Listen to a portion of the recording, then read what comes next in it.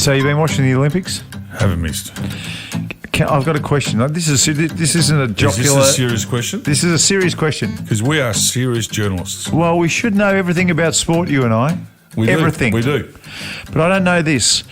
I love that velodrome, right? Yeah, so do I. I want to get on a bike and I want to ride around the velodrome and I want to go up and down the hills. I want to do a little bit of cat and mouse. I want to get in the Kieran. Yep. It looks awesome. I've got one question. Mm-hmm.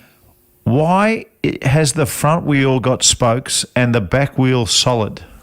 Come on, Mark. Everybody knows that answer.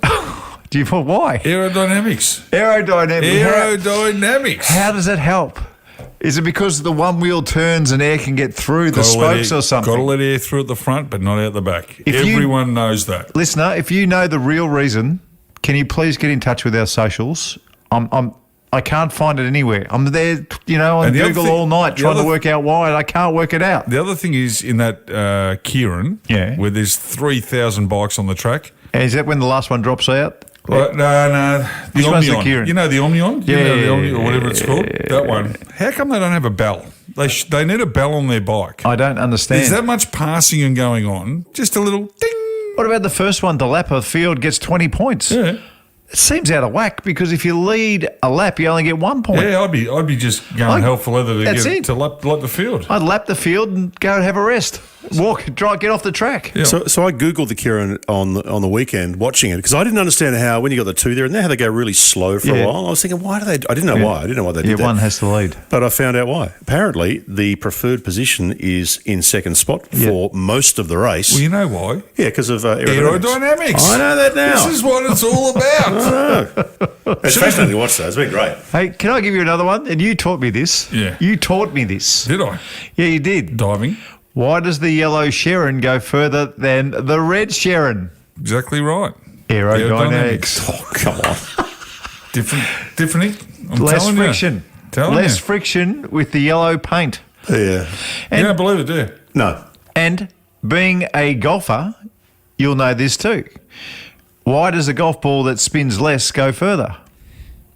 Aerodynamics. It sounds like you're just putting aerodynamics as the reason for everything. Pretty much everything, yeah. Well, that's why they wear Lycra. Yeah. And this is my point when it comes to skateboarding and breakdancing. Oh, yeah. When you're at your best, you can't be wearing baggy tracksuits or skating pants. The skateboarders should be in Lycra, especially those ones doing the tricks. Yes. Because there's less friction. That's right. Aerodynamics. I didn't see one pair of baggy jeans during the skateboarding with an Australian logo on it, or a USA logo, or any kind of logo. Either did I. They got them all for. I mean, it could have been Temu for all we knew. Are you prouder today, being Wednesday, than what you were this time last Wednesday on the back of Rachel Gunn or Raygun and her scintillating performance as a breakdancer? Are we smarter from watching that performance? Because Adele mentioned her in her closing. Yeah. Snoop Dogg, all over it. Yeah. Craig Foster thought she was brilliant. So we paid for her to go to the Olympics and her husband, who's her coach. Oh, the husband's the coach. What a coincidence that is. They got a trip to Paris. Deirdre Chambers. Yes. What a coincidence. Yeah. What a piss take that was. Complete. That was a joke. Like, seriously, it's like when Campbell Brown joined the Kabaddi club. That's right. To play Kabaddi and never played it before in his life. That's right. He wanted to wear an Australian jumper. Correct weight. That's all this is. This is about being an Olympic. She can put the Olympic rings on her arm as a tattoo with genuine knowledge that she participated and probably is the biggest thing from the Games, but the biggest national disgrace since Sally Robbins. So there have been outliers like Raygun in Olympics through history. She's the Pluto of planets right now. Let's see if you can name a few of them. I'll go first. Eric the Eel. Of course. 2000 Sydney. Of course. Couldn't swim. Could not swim a stroke. Almost had to be rescued. Yeah, he did. He almost sunk. Almost had to be rescued in the pool. And that was a 50-metre freestyle. Yeah. All right. It wasn't the 1,500 metre or the 800 metre freestyle. No. It was 50 metres. It's hilarious footage, though. And in fact, he hit the lane rope. He hit the lane rope about 15 times over 50 metres. Yes. He didn't know where he was going. He's definitely. He actually didn't. He lost. He lost the ability to know where he was in the lane. He didn't. And his goggles came down and were over his mouth, so he couldn't breathe. And then, of course, there was Eddie the Eagle. Eddie the Eagle. In the Winter Olympics. Have you seen the movie? Yes, I have. Oh, it's a fabulous movie. Honestly, he couldn't jump. You got to be brave, though. So he's an outlier. I think Rachel Gunn, let's just call her Raygun, like everyone is doing. Yeah. I think she is a bigger outlier than those two. Yes. I think she's the biggest outlier in the history of the Olympic movement. Yep, I'm with you. I've got another one for you, which is not quite in that category, but it's sort of an outlier at the same time, which is Lay Down Sally. Ooh, yeah. Well, Sally Robbins, absolutely. Yeah. Well, but she could compete. Like, she was a seriously good rower. Yeah. But she had a breakdown. Yeah, that's right. This girl went in. I saw her performance that got her selected. Yeah. Oh. She can breakdance. So hang on, the one that got her selected, was that more typical breakdancing? It was breakdancing. What she did to get selected. Yeah. Well, she won like the Pacific region of breakdancing. There was 9 competitors or whatever there was. It's not a big field. Right? You don't have to beat a lot. All right, so she got it. And she could do some half-decent moves. But to be honest, it would be like playing under 14s versus the AFL. Yeah. You knew that she was okay, that she might have potential, but she's not 11 or 12 or 15 or 17. No, she's 36. She's 36. So the upside probably wasn't great. What do you think about her outfit? See, no aerodynamics there. None whatsoever. Yet she wouldn't need it of a lot of aerodynamics considering she was intimidating a kangaroo and a echidna, a turtle. Yeah. If you're going to break dance, right, you've actually got to break dance. You've got to dance for starters. Yeah, that's right. All right? That's and true. you've got to break some moves. That's right. That's where break dance comes from, in my eyes. That's where it comes from. You're spot on. She had no dance. Nothing. She broke nothing. Yeah. Other than our hearts. Yes. Our collective hearts. She broke. Because we pinned some glory on this girl. Hey. This is a new sport. Eyes are on her from right across the planet. That's right, mate, because Japanese were closing in. We were in third place. Japanese, that team was closing in on us, and we needed another gold. So she was, and what she did, she tried to outdo Skippy. And that's all it was. It was a Skippy wannabe. She was taking a risk with the content. No doubt. A risk. Surely there's got to be a board that says, right, this is your program. I don't think we can go down this path. So I read a really interesting article that said she may have single-handedly and inadvertently destroyed any chance of breakdancing ever coming back to the Olympics because even though some of the other breakdancers were I didn't see them, were apparently excellent, like really, really good, and you could make an argument they should be there and could be there in ongoing Olympics, even though LA they're not going to be there. The problem is, as this article said, no one's talking about that. That's right. Everyone's talking about Raygun and how appalling it was, and so that is the headline that's come out of breakdancing at the Olympics. So, see, when I think of breakdancing, I think of the Ox back in the old days, getting some powder out of his pocket. Yeah, put it talcum down. Powder. Yeah, that's what I'm talking about. What do you think I was talking about? Well, I don't know what you were talking about. Getting the powder out of your pocket, sprinkling it on the cardboard, and just floating across the floor. And going ballistic. Yep. Not rolling around the ground like you're in pain. I liken it to this. Matthew Mitchum won us gold in the diving. That's right. Just say, imagine Matthew rocked up to the diving board and he said, "Nah, today I'm doing bombs. Yeah. I am doing a horsey, a floater, and I'm... I'm doing the kangaroo. I'm doing the kangaroo. And hop down the platform and hop in. Yeah. That's what it's like. She should be fined and asked for the money back and to give the tracksuit up. Yeah, I guarantee you, though, she'll be on the project when she gets back and interviewed doing all the rounds. She'll be milking that for all it's worth. What about the husband? I didn't realise the husband was the coach. Yes. He will never get work in that field again. He's lost his chance of being Australia's number one breakdancing coach. Well, I know where he could get a job. In the closing ceremony artistic department. Oh, wow. Did you see that third man? I didn't see. I saw none of the closing ceremony. It was as Hollywood as it gets. I've never seen anything Tom more like Cruise it. was Like there. good Hollywood. It was entertaining. It's typical French. Yeah. There was artistry. There was confusion. Yes. There was bling. Yes. There was excitement. There was a little bit of phallic stuff with they're very phallic. Did you notice the basketball court? There were two penis-looking drawings right in the middle of the court. Really? Yes. I didn't notice that. And someone showed me that. Don't laugh. I'm trying not to laugh. Trish noticed it. And I couldn't watch the basketball like I wanted to watch the basketball for the rest of the two tournament. doodles on the court? There are two 6 o'clocks right in the centre of the court. Really? I'm going to have to show you the picture. I'm going to have to see You it. won't believe it. Speaking of 6 o'clocks, did you see that high jumper? No, sorry, not the high jumper. The pole vaulter. pole pole vaulter. vaulter. Yeah.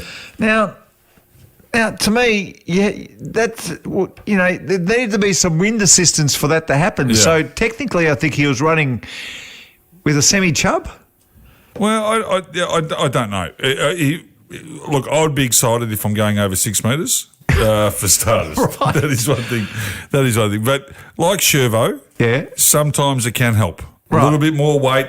Tick-tock, a little bit of that. tick-tock, yeah. You wouldn't want to get a caught on the bar, though. Yeah. Was it an important jump? Or was he eliminated early? I don't know. I don't know. I don't know. But I thought the Olympics overall, it was. Did the women's pole vault go directly before his jump? And No, I'm not sure. No, I think they were on different days. Right. Okay. I hope they were. Okay. But the Olympics overall were pretty good. I thought they'd been great. Can I bring up one funny part? Yeah. Go on. All right, I was at a 50th on Saturday night. Who's? Eggy's. Oh, sorry, Eggy. it was his 49th. It was his 49th. We're in Brunswick, which is a very alternate crowd. Yeah, that's unusual for you to get out and about that sort of a crowd. I know, very unusual. Did realise that with the female variety, a lot of fringes happening at the moment in Brunswick. Is that right? A lot of straight across. Straight fringes. Anyway, that's beside the point. I came home late, let's say around 12:30. By yourself? Which is late by me. Yeah, definitely by myself. Right. In fact, I went out with a couple of blokes. They stayed out and I was home. Jeez, that's good of you. Very good. And I got home and the Stingers are on.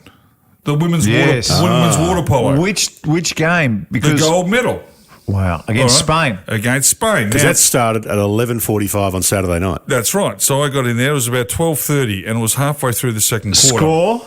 About 5-3 down, I think we were. So in it. We were still in it. We're still in it. In it up to our budgies. Right. But I thought, I know that voice. The commentator, I know it. And I'm thinking, and I've had a few beers. Yeah.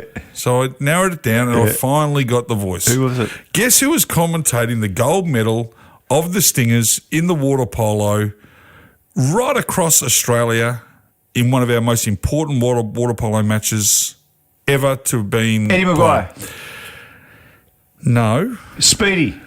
No. Matt Hill. No, you got to think water polo. When you think water polo, you'll think this bloke. Shane McGuinness. No, closer. Don't know. I got nothing. Tubby Taylor. I thought he was doing the diving. He was doing the diving. But so what? He just came straight across. He came and straight did the gold across. medal And he water said polo. this classic line. It was something like, and I was pretty drunk, so I got to kind of remember. He goes, "I think she's going to drown." She's a water polo getting drowned. I think she's going to drown. Oh God, I laughed. Because when you hear, there are some voices that just don't correlate to other sports. That's right. And Tubby, I was waiting for him to throw in a Fujitsu gag, or I was waiting for something. And it was funny. It would have been like Ian Chappell commentating on footy. That's right. You just can't get Out you can't get your head around it. But it was clear he knew less than I knew about water polo. Like it wasn't embarrassing, but it was very, very minimal to say the least. I'll tell you something interesting about the diving, because the diving's been, I've loved the diving, but what I did notice watching it was often they'd say, so this person needs to get a score of 80 to blah, blah, blah, blah. And the standard line they had when they did a good dive was, "That'll do it."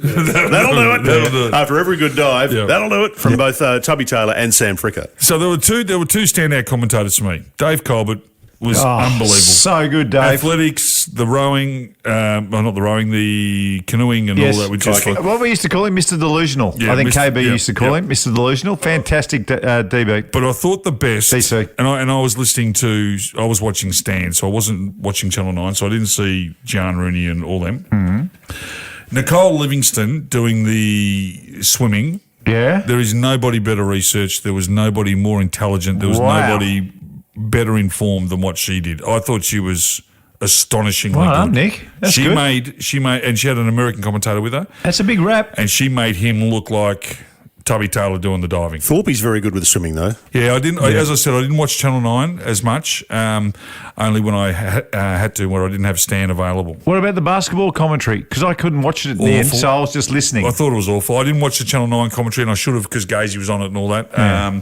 No, I don't know who they were, but they clearly. I thought it was Speedy, wasn't it? Was it Speed? Brendan Speed? No, Speedy was doing. Was it Matt Hill? Speedy was doing Channel 9, but Stan was done by an international feed, and it was putrid. It was huge. That's no good. So when you look at those Olympic sports, and we've all watched 8,000 of them over the last couple of weeks, when they ended on the weekend or Monday morning our time, is there one sport you look at and go, how does a human being even do that? How do they even... Gymnastics. Yeah. The gymnastics is crazy. Yep. The beam. How do they do a double backflip on the beam and land on a brick? Don't know. How do they do the rings and just do the crucifix? Unbelievable. And then laugh and then bend it down and go up. I think gymnastics, what they can do, the pummel horse, that is just how do they do incredible strength. Flick themselves around. Yeah. The diving is unbelievable too. Yeah. The diving to be able to hit that landing. What about the ones that do the handstand up on the thing and then inward triple somersault and land like a knitting needle? Scary. One more, the marathon.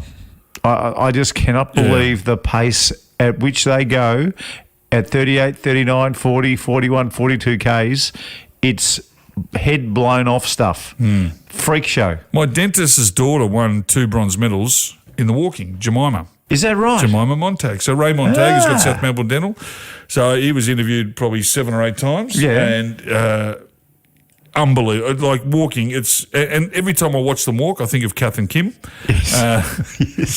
With Glenn Robbins. Every time I watch them walk, I don't know how they do that. I don't know. And I don't know how they judge it. Yeah. If they're walking too fast or they're running or... Which athletes had the best bodies? Men 100 metre sprinters and women. 100 metre sprinters, bar none. I thought the 400 metre women were just human specimens. Yeah. Incredible how not only beautiful they were, but just the body of strength, incredible. I did watch the weightlifting and... What were those shapes like? The Chinese girl that won it and the Japanese-American girls that were up there too. Yeah.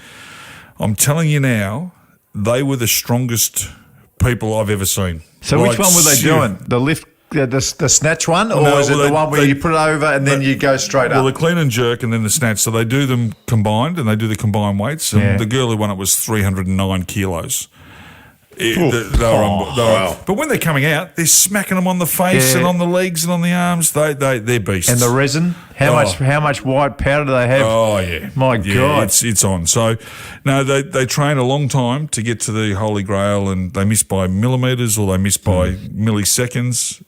Credit to them all. I thought it was a fantastic Olympics and well done to the Aussies, except for Raygun. I thought that performance was not your finest moment. Well, it was underwhelming. Yep.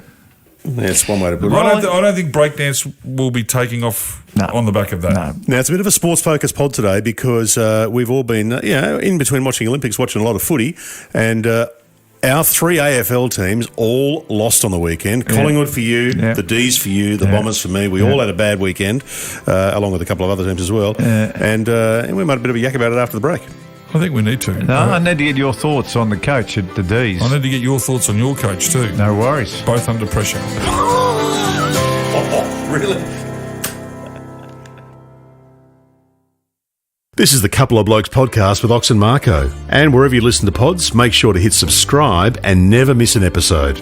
We're here thanks to our great mates at the E&S Trading Clearance Centre. They're on Dandenong Road, Clayton in Melbourne. Huge savings on top quality gear. It's clearance, it's overstocked items, damaged cartons, but otherwise perfect. You'd be mad not to check them out. The E&S Trading Clearance Centre. Now, back to Ox and Marko.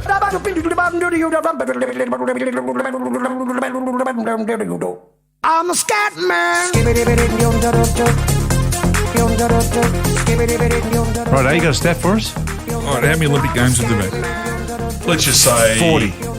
40. That's summer and winter. Yeah. How many summer ones? Let's say 23. 20, yeah. Yeah, 23. Yeah. As far as I know, Yes.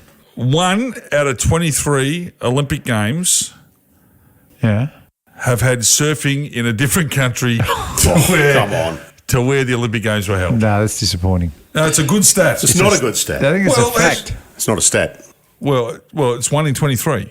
That is a stat, my friend. Can I give you an Olympic fact? Are you going to give me a fact or I'll a give stat? you a fact. All right, give me a fact. So, where was the equestrian held in the 1956 Melbourne Olympic Games? Where was the equestrian held? Yes. Flemington. No. Werribee. No. Portsea. No. Stockholm, Sweden. What? Yes. Of course not. They had trouble getting the horses in with the quarantine rules. Well, what about the Aussies? Where did Quarantine. they just ship them over there? 6 months earlier, they all had to go over there and get their gold medal. What was their horse flu? I don't know what was going on, but That is a good. Yeah, it's that a is fact. a very, very good fact. is a So fact they for had you. 6 months in quarantine to perform at the Olympics, and Raygun just whacked on a tracksuit. that's exactly right. She should have been in Stockholm. She should have been quarantined. I reckon she'd been in Amsterdam before. Yeah. I reckon she'd come straight from Amsterdam, straight bag. out of the Bulldog Cafe, With the mushies. and was Some cookies. and was right into it. Speaking of underwhelming sporting performances, Yeah. Collingwood, Essendon, Melbourne. Yes, now, I want to ask you about your coach. You had a little bit to say. Come on. The D's have had a very disappointing year. So what are you asking, Mark? So I'm saying, who's captaining this ship? And should he continue on? Are you talking about Max Gawn or are you talking about Simon Goodwin? I'm talking about Simon Goodwin. So you want Max Simon- Gawn's a star, and so you hopefully want they put Simon him in Goodwin hospital. sacked? Is that what you're saying? I'm asking your opinion. If you're asking me my opinion about Rory McIlroy's caddy, I'd say yes, Rory should sack him. Yes. I'm in a good position to say he should be sacked. Okay. Out. What about you and the D's? Should he be sacked? I think at the very least, for the Melbourne Football Club, there should be a review done at the end of this year into Simon Goodwin and his coaching assistants about their performances, not only over the last 12 months, but over the last 3 years. Out in straight sets twice, underwhelming effort this year. Yeah. There has to be a review. Forward line, the way it's structured, the way it operates. It hasn't changed. It hasn't changed. That's Greg Stafford's little baby. So there's got to be questions asked. And as a supporter, and you've got to remember this, I'm not on the inner sanctum. Yeah. And after these comments, I probably won't be. But you watch every week and you understand football. Of course, but and a lot of people do. And I think for Melbourne, who promise so much and have got a list that is capable of being in the top 8, for them to bow out the way they have, to have all these, floggings towards the end of the year, and not to have addressed the issues that have plagued them for 3 years now, which is the forward line, the coach has to come under review. Yeah. It's as simple as that. Yeah. It's not going to go away. And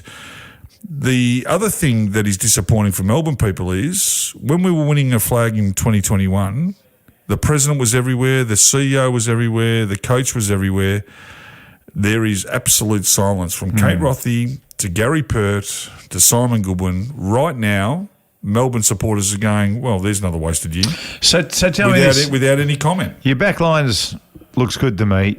Your midfield is a world-class on paper looking midfield. When you were playing in the forward line for the D's, and it was you and Nita and the Wizard and Gary Lyon and all the rest, did you know exactly what was going to happen and what exactly was the right thing to do when the ball came in this way or that way or went to that person or went to the it was Wizard? more predictable back then. So, and then we've got the 666 rule, which changes things up a little bit, but it doesn't help that for 3 years they've been trying to plug holes rather than fix the problem. It's the same old, same old. They go inside and everybody accepts their side if they're shit. If your side's crap, no, it's no problem. But when you've got a good team and they're not performing, where do you look? You got to look to the coach. And nothing has changed and nothing has been said. And I think for supporters, and remember, these are the ones that pay Simon Goodwin's wage and they pay Christian Petrarca's wage and Max Gawn's wage, that there's got to be an explanation, and the best way of getting an explanation is doing a full review. Right. And if that review finds that the coach has not performed, or the assistant coaches haven't performed, or the footy club hasn't performed, well, they've got to be documented and they've got to be detailed to the supporters. So when you say perform, does that mean did the players understand properly what to do in each situation? Oh, well, I think a bit of that, but I think it even goes further. Did the club, in their very best interests, get the side in a state ready to play? And I think most people would say no. Their pre-season was horrible. They had issues. Why would they sign a player to a multi-year contract when he'd had numerous head knocks in Angus Brayshaw? Clayton Oliver, his preparation off the field has been a debacle. We had a player put back onto the ground with a punctured lung and broken ribs. Yeah. There's a litany of issues that have plagued Melbourne, and we're yet to have a full explanation. Now, we might get that at the AGM, but at the very least, there should be a review into how Melbourne have conducted their footy team over the last 3 years. Ox, looking ahead in 2025, yes or no? Will Simon Goodwin be coaching Melbourne? We have a soft cap in footy now, which means there's a certain amount of money that's allowed to be for the coaching staff, and they've signed him to a couple of years. So if you go and sack him, you've got to go and find a young coach. Now, is that going to fix it? No. So they're probably stuck with him for the short term, in the very least, because you can't just tear up 1.6 million or whatever he's owing over the next journey. So you want Gary Pert to come out and just give us an explanation of what happened in 2024? Have you heard from Gary Pert or Kate Rothy, or have you seen any of those two in the last not lately, 9 months? No, not lately. Not once. No, not lately. Yeah, when you're winning flags, we're seeing them opening up bookshops and cake shops and doing, well, I don't know about bookshops and cake shops. You see them out and about. And I think that's now, can they say a lot? Probably not. But optics are a pretty big thing in sport. Yeah. I mean, supporters want to just feel that someone's actually steering the ship, don't they? Yeah, and we're not making the same mistakes again. Time to move on. And what about your coach? Is he safe? Yes, we're very safe. In fact, we'll start premiership favourites next year. Really? Yeah. Everyone in hospital, all will be forgiven, and we start 2025 cherry ripe. It's going to be a blockbuster game, round 23, between the Pies and the Demons. I think it's going to be Casey versus Collier Day. There might not be too many players left. There won't be one player left. Yeah. No. Hey, just finally on the AFL, so who wins the flag this year, guys? A month ago, we would have all said Sydney, but I'm going to say Brisbane. Yeah, I'm going to say the Bulldogs. The doggies. We just got towed up. How stupid is that? It's unreal. How stupid. I don't know. It's extraordinary. I've got 2 tips on the weekend, so don't listen to my tip. And one of your tips was? Gold Coast. You tipped Gold Coast and only got one other. Yep. Amazing. Yep. Now, we had a message from somebody who wants to have a chat to us on the pod today. Please. They have a story about Marko. the Ox. Let's go. So let me call them up. I wonder if it involves a headband. Hey, mate, how you going? Is this you, Wazza? Yes. G'day, it's Ox and Marko. Oh, g'day, guys. How you going? Mate. Now, we believe you have a story about David Schwartz. Yes, I do. You know how Be the gentle big here. fella's Be gentle here, Was. You know how the big fella's scared of confined spaces? Yes. Yeah, so years ago when he was living in his old place, Camberwell. Sigo was going down to put an air conditioner in for him. Split system. Good bloke, Tigo. Yeah, great fella. Yeah, so Sigo said, do you want to come down? Come down and you can have a few beers, watch me doing it. Of course. It's an art form, this. Yeah. I get there. Yeah. Because Sigo's 6'9", Yeah. Swarter's his size, and I'm 5 foot nothing. Yeah.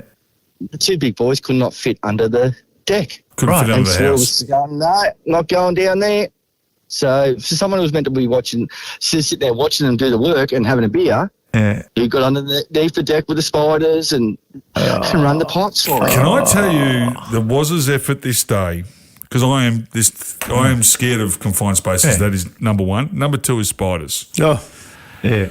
There wasn't just spiders under there. There was dead rats. Yeah. There was everything going on. And Wazza came. I'm telling you, he came out with cobwebs. Your effort that day was super brave. Super brave, and I've never forgotten it. One of the and Wazza, how big are you? Oh, 5 foot 5, about 5'5". 5'5". So Wazza, after you've done this, I imagine both of them were just so happy they offered to pay you some money for your troubles. No, the payment was just beer. Yes. It was the beer economy back then. A slab? Did you get a slab? Oh, No, I think over the time this flag might have been paid off somewhere, but yeah, no, it was just helping a mate out. One of the best metal fabricators you've ever come across. Is that right? Is that right? One of the great metal fabricators. Enjoy Queanbeyan. I know you're doing great work up there at Mitre 10, and hey, thanks for helping out with my car only a couple of months ago. No, mate, anytime you know that, I'm only a phone call away. Good on you, mate. Cars, air conditioners. No, you got a problem? Call Wazza. Oh, this is the other story. I found a car that I liked in Canberra. Right. And Queanbeyan's just around the corner from Canberra. I said, mate, go down and look at the car. So he goes down and has a look at the car. He rings me up while he's there. He said, yeah, it looks good. I said, can you just take a picture of or just show me the outside of it?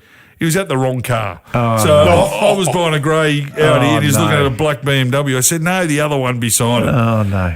I said, what's it like? He goes, yeah, it's in good nick. I said, what have you done? He said, I opened up the door and I had a look inside. I said, you never opened the bonnet. Like, seriously. You're going to get a mate to look at a car. He's got to have a good look. Now, what was the FPOS point you were making? So with FPOS, right? Yeah. So I don't tap and go. I'm an inserter. Yeah. I got told the other day, and I want to ask this question because I know that you and Trish are all over your bank statements. That's right. Do they clip you when you insert, or are they only clipping you when you tap? What, you in charge of surcharge? Yeah. No, I think if you're not paying cash, you get a surcharge. No, I believe that if you insert your FPOS, not your credit card, your FPOS, they don't clip you. I see. I think that might be if you're using your savings account as opposed to your credit account. That's right, yeah, that's right. Well, that makes sense. Do you know how far in front of I am of you right now, Mark? 2%. 2% on, and imagine if we turn over $1 million. Yeah. I'm 20 grand in front. You're killing it. So you're happy with the tap and go? Yes. You are. Convenience. 20 grand for convenience. When I go in and get my Kit Kat and a small coffee and it costs me $4, I'm happy to push 4 cents in the direction of the person who's done that for me. I'm not. I am not. Well, I think it adds up over time, doesn't it? But I don't know if that's fact. I've been told that's the truth, so I was just wondering if you guys know, but you clearly don't. No idea. Watch your pennies and the pounds take care of themselves. I've got a few of them at the moment. Guys, you ready for some feedback? Let's get into it. Ooh, okay. Righto. This one from Trevor. Guys, love the show. Can't wait for it to drop. However, please, can you stop asking Siri to answer your questions? I listen to the pod when I'm driving, and every time you say, hey, Siri, the podcast stops and Siri kicks in. I think I just did it a little while ago, so I apologise. Yeah. Siri's a pest. And we just did it then too. And we had a few comments on Siri because I think we must have got nuts on it last week. I think we did. Stuart said, hey, blokes, can you ease up with Siri? Using CarPlay is becoming unbearable. Yep. And Greg had said, hey, lads, Siri went nuts in my car on this week's pod. Every time you asked it, mine went off lol. Sorry. Sorry. That's disappointing. Yeah, I know. Apologies. It is one of those things, isn't it? Yeah. Message from Dargs. Dargs has said, Mrs. Dargs is a multi-purchase Temu victim and she will not give up. Oh, no. Good work. I just got my jelly bean shirt. Yeah, my jelly bean shirt's arrived. They've lobbed, have they? Unbelievable. A lot of good feedback at the golf club. How many jelly bean shirts did you get? 7. But I see, with Temu, you have to order bigger. Yeah. Because the size are bigger. So I ordered 3 6 times XL. Yeah. 2 4 times XL. Jeez. And 6 times XL. Yeah. Yeah, because normally that works out to be 3 times. Oh, okay. All right. Because of the size. Yeah. Not these ones. Not these ones. They're tight. I'm walking around like a Pakistani marquee. They're like nightshirts. They're like nightshirts. Really? And I got Kevy at like a moo-moo. Yeah, I got Kevy at triple XL. My God, they come down to his knees. Yeah, like Homer Simpson when he was wearing yeah, that's it. Can we see photos, please? Yeah, I'll get you let's load them up. Let's load them up on there. Ginger Ninja has said, hey, guys, I have the man for you, Ox. Jamie Glazer can fix those dart ships, no problem. I know it's not golf. Jamie Glazer? But Jamie apparently can fix them. Who's Jamie Glazer? He must be a psychologist. Can you please send him back a message and get details, please? Okay. No, this is serious. He must be a psychologist. Well, I don't care who if he's he can be a tranquilliquist. A tranquilliquist. What's his name again? Jamie Glazier. How do you spell it? Glazier. Now, if this is a piss take like Glazier, so I can look into it, I won't be happy. Well, Ginger Ninja. That's a Glazier. Ginger Ninja sounds like a stand-up bloke. Sports and golf mental performance coaching. Ooh. All right. Marko, send me... Doesn't say anything about darts. He's a sports coach. Darts is sport. He's on Instagram too. Can you please flick me his details? I will. Ooh, that'd be I'll send interesting. it across. Good luck with it. You on Instagram? Yeah, I am. All right, I'll flick it across. The Ox Presents. We were yes.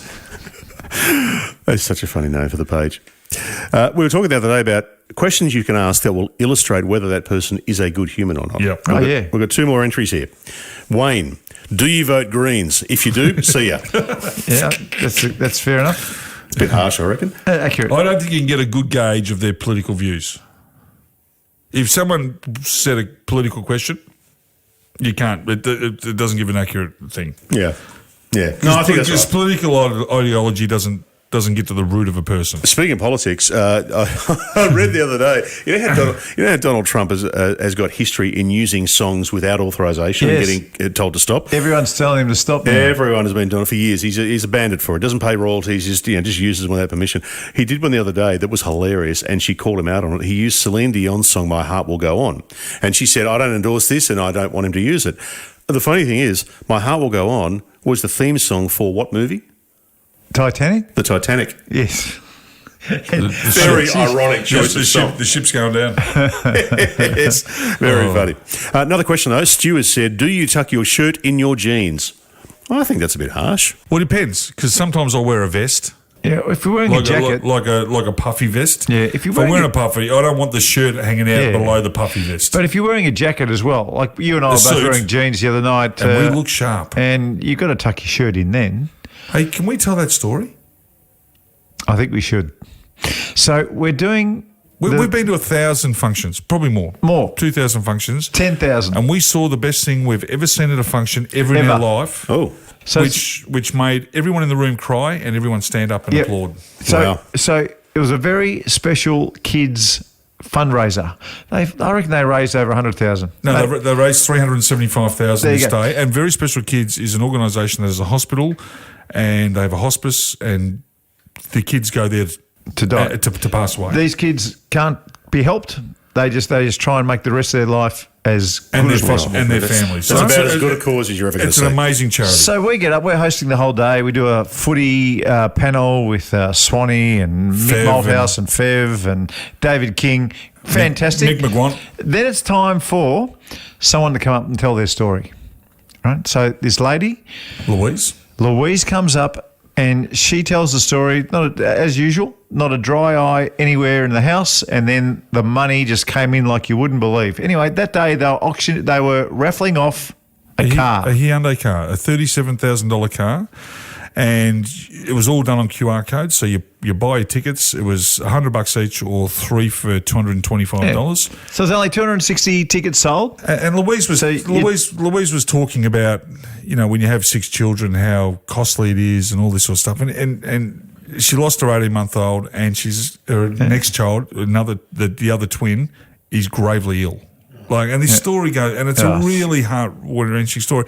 So we get up, we get the guy from Hyundai, so we draw out the first 4, and we always said the last ticket drawn out will be the car. Scrutineers everywhere. So 'cause number you're giving 5. away a car, so there's got to be scrutineers. It's done properly. So the boss of Hyundai gets up there, and he's got a package ready to go, and I said, "Can you draw the raffle?" He goes, "You want me to draw it?" And I said, "Yeah, you draw it." Yeah. So pulls it out, number 34. So they put in number 34, and I see the look on this lady's face. She's got the computer. And she said, "Have a look at this." And everyone's waiting for me to read out the number because it's a $37,000 car. And it's Louise. She won the car. Louise won the car.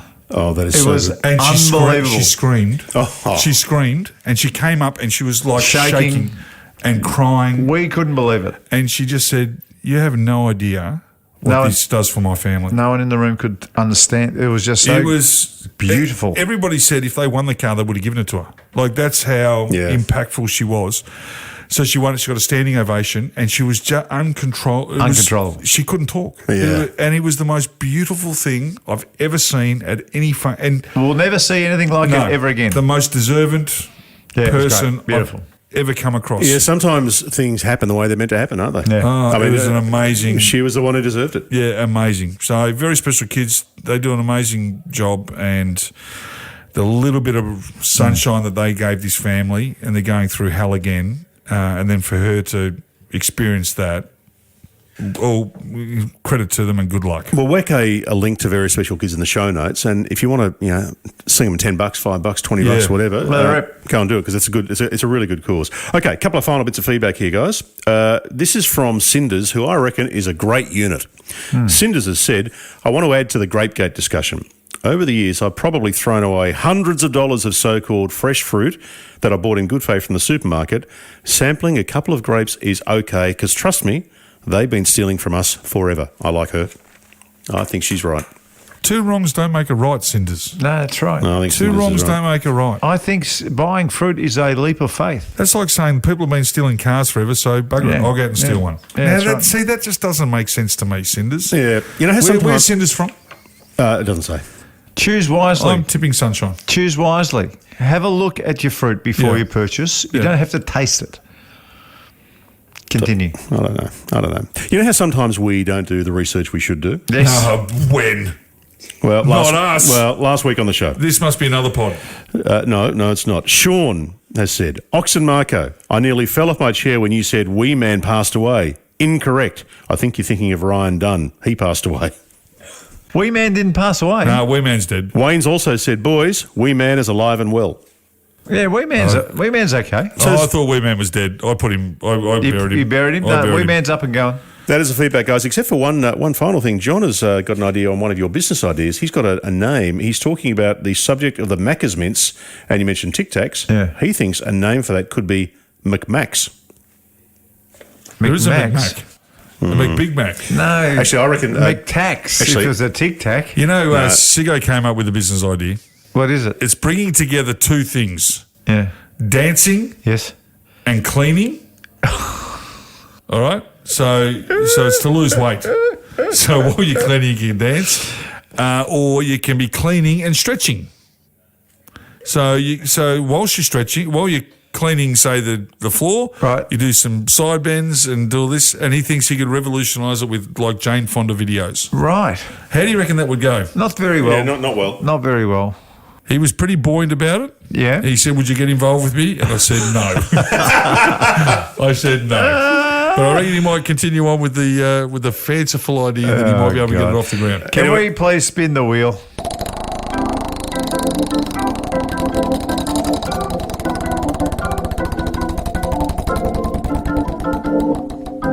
What is it? It's a cleaning joke. Oh, is it? Yeah. Oh, you beauty. That's remarkable.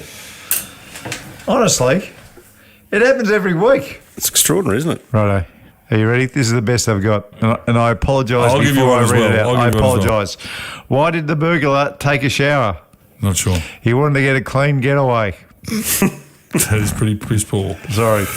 What did the broom say to the vacuum? I don't know. I'm so tired of people pushing us around. Yeah, that's not bad. jeez. That's not bad. None of them are great. No, they're all it's hard to tell a clean joke. I think I want a job cleaning mirrors. Why is that? It's just something I could really see myself doing. That'll do. That's enough. That's enough. See you, boys. See ya. Talk soon. And thanks for listening to the Couple of Blokes podcast with Ox and Marko. And if you get a chance to share it with a friend, that'd be fantastic. Massive thanks to the team at the E&S Trading Clearance Centre in Clayton on Dandenong Road. And if you're not in Melbourne, you can check them out online. Some massive savings. Couple of Blokes executive producer is Dan Bradley at Kaizen Media, and sound design from Daryl Misson at loudzebra.com. We'll see you next time.